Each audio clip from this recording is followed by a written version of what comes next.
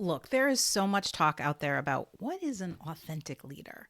And it can be nebulous, and I certainly talk about it, but sometimes it's just easier to break it to you. What are the signs that you're not the authentic leader that you might think you are? And how do you make simple changes to become that authentic leader that creates amazing trust and connection and will have people following you like forever? So the first one is that you're the kind of person when you get in front of a town hall or maybe a board meeting or a major meeting and you've got written out talking points and you read those suckers pretty much word for word. That is the biggest sign you're not an authentic leader. People, trust me, will tune out. What I like to say is passion and perfection can't coexist. So as soon as we hear somebody saying the perfect words, looking down at their notes, looking at the monitor, saying everything perfectly, we tune out because we're like, that's not authentic. That's not what they really feel. That's what they wrote or their corporate communications person wrote. So yes, you can prepare, write a few talking points like I did for this video. They're right here. But at the end of the day, I'd rather have you be messy. I'd rather have you mess up a little bit. But then I'd rather know that what is coming, see, there you go. What is coming out of your mouth is something that you truly mean. So that's number one. Number two, looking at my talking points.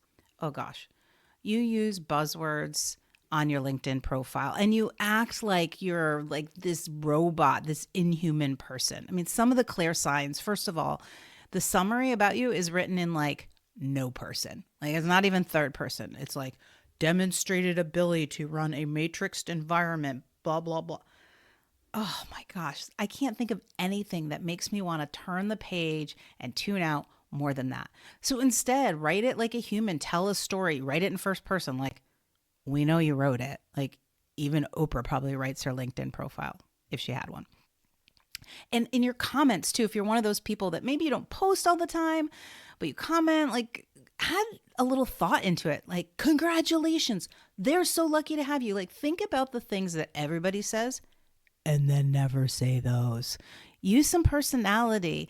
It takes work. Like I remember I had a friend who got promoted to the VP of technology, actually the CTO of Otis Elevator. And instead of being like, congrats, they're so lucky to have you, I said, that's amazing. And can you put it on your list to figure out how to create an elevator that has an undo button, like when you push the wrong floor? Like just put some thought into it, put some personality, and watch how people will start to follow you and flock to you. Little simple things like that happen. Oh, and by the way, my biggest pet peeve, you posting about some award and you write, I am humbled and honored. Blech.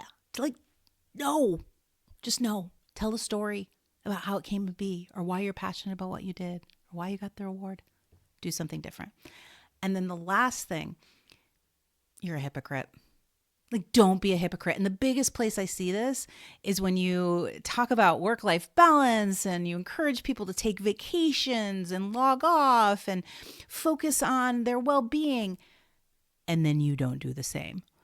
Look, people listen to words, but they emulate action. So they're going to watch what you do. If you tell somebody, hey, take a vacation, really take time off, don't log in, and then you go a couple weeks later and you're logging in all the time and you're responding, what do you think that says to them?